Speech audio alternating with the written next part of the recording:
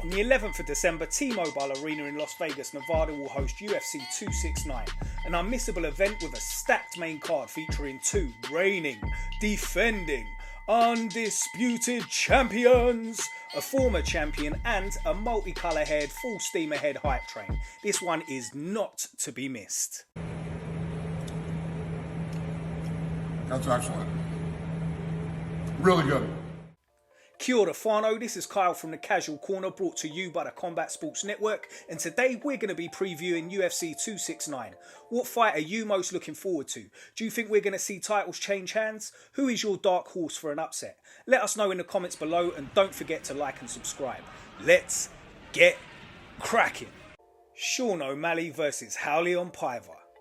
To open this monumental main card, we have Sugar Sean O'Malley stepping in to face number 15 ranked Bantamweight Raulian Paiva. Whilst not a household name, Paiva is not to be underestimated. He comes into this fight with a 21-4 record with 5 of those fights in the UFC. His life in the UFC didn't get off to the best start after winning his contract on Dana White's Contender Series, losing his first 2 fights to high-level competition in Rogerio Bontorin and Kai Kara France. However, he has since gone on a 3-fight win streak and earned a Fight of the Night bonus in his last fight and Bantamweight debut. If this form continues, we're in for a hell of a show. And if there's one guy that knows how to put on a show, it's the Sugar Show himself, Sean O'Malley, the fighter with the most Instagram followers outside of the top 15 rankings.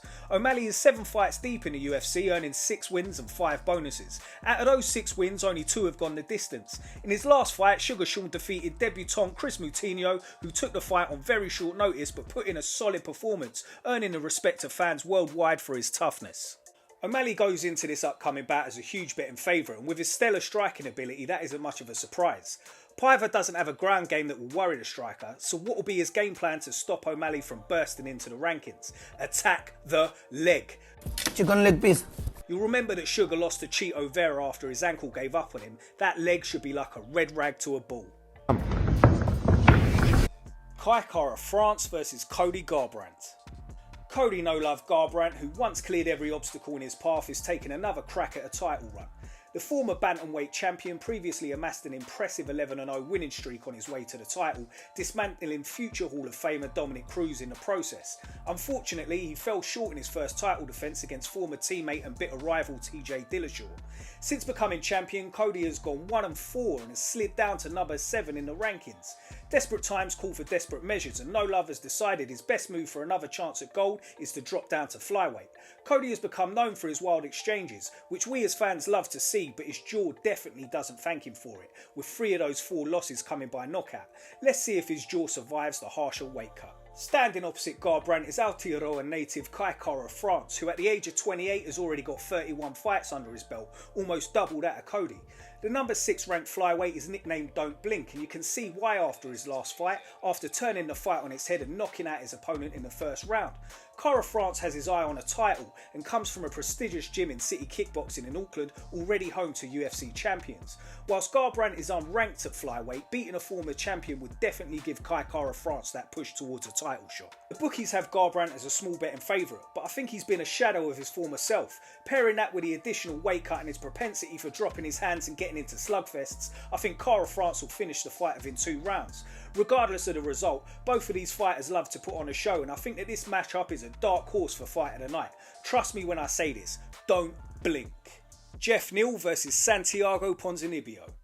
While Khamzat Chimaev steadily rises through the welterweight rankings, casting a shadow over everybody that's come before him, several mainstay fighters continue to fight towards their title dreams. 2 of these fighters are Geoff Neal and Santiago Ponzinibbio, ranked 11th and 13th respectively. Before we go any further, be sure to check out our video on the life and times of Khamzat Chimaev. Anyway, back to our scheduled programming. Geoff Neal has a pro record of 13-4 and is coming off of 2 straight defeats to Stephen Wonderboy Thompson and Neil Magny. Nevertheless, Neal is a properly entertaining fighter and has finished 10 of his 13 wins, including KOs over Nico Price and Mike Perry in 2019, justifying his hands of steel moniker. I think we need something big from Geoff, because if he takes Neal in this fight, his time in the UFC is most likely over. Santiago Ponzinibbio doesn't have the same fate looming over him going into this fight, having won 8 out of his last 9 fights. On average, 3 out of 4 of Santiago's fights finish via stoppage, regardless of whose hand is raised. However, over the last 3 years, the Argentine dagger has only fought twice, losing by knockout to Li Jingliang and most recently winning via decision in a fight of the night against Miguel Baeza. On one side we have a motivated Neal fighting for his career, and on the other we have a veteran looking to top off an incredible legacy. If you ask me who I think is going to win, I'd have to say I have absolutely no idea, and the bet makers seem to agree with me. I don't know. Regardless of the outcome, I definitely think the fans will come out the winners after this one. Amanda Nunes versus Julianna Pena. In the co-main event we have the reigning champion of two weight divisions of women's GOAT Amanda Nunes, who will be defending her Bantamweight title. I mentioned two divisions, but one of them is pretty much non-existent because aside from the champ there's no one else at featherweight. The online rankings are empty. UFC President Dana White has recently said that he might put an end to the division due to a lack of competitors.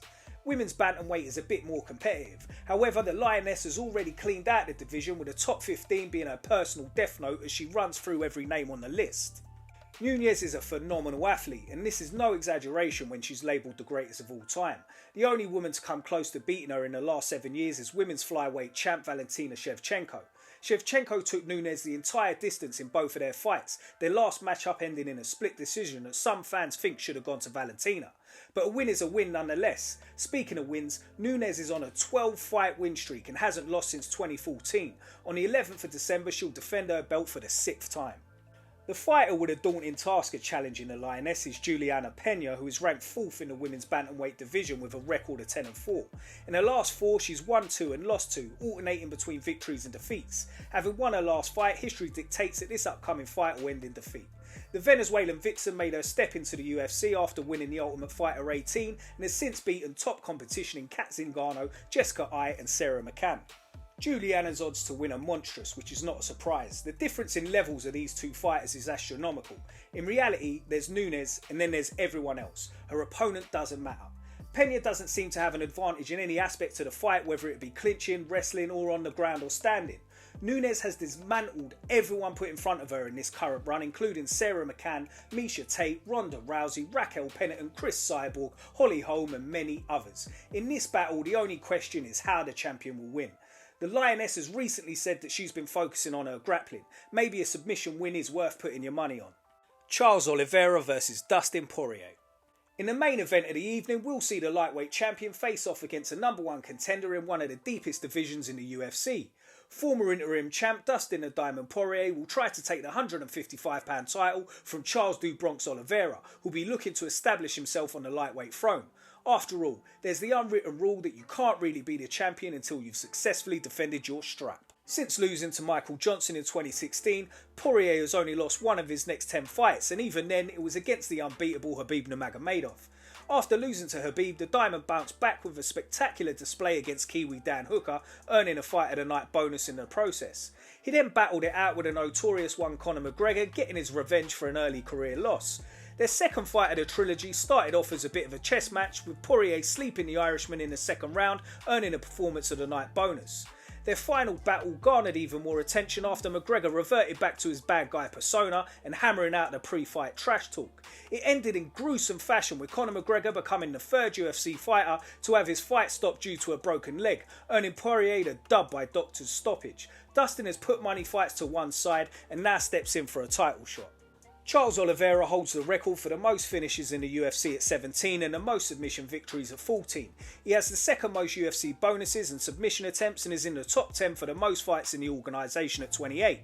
Du Bronx's attacking grappling will be a huge problem for the Diamond, and his grit and determination, as we saw in his last fight against Chandler, will be a point of concern for Poirier. Despite all of the esteem surrounding the champion, the bookies have the challenger as the small betting favourite, no doubt crediting his excellent boxing skills and low kick brutality.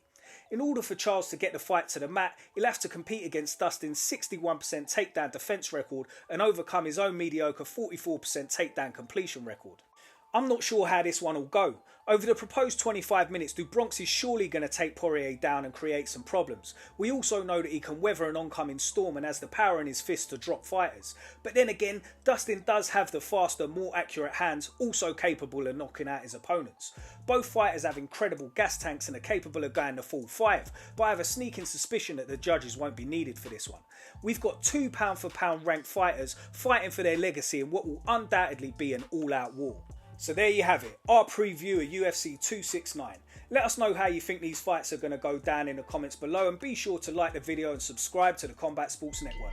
Give CSN a follow on Instagram and Meta, and check out our website www.combatsportsnetwork.co.nz and sign up for access to a plethora of homegrown combat sports events and fights from around the world. I'm Kyle, this is the Combat Sports Network. Until next time, ta-ra.